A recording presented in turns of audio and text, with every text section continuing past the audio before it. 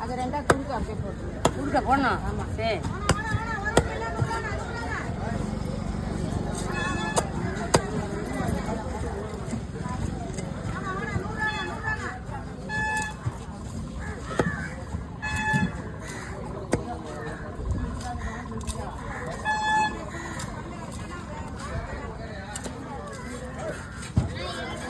நம்ம எல்லா மீனும் வெட்டுவீங்களா? பெரிய மீன் சின்ன மீன் எல்லா மீனும் வெட்டுவீங்களா?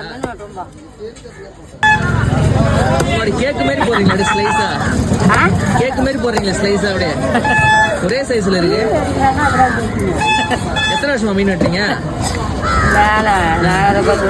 10 வருஷமா வெட்டுறீங்க. நீங்க இதே ஊரா? இதே ஊரா? கடை எங்க தான் இருக்கு.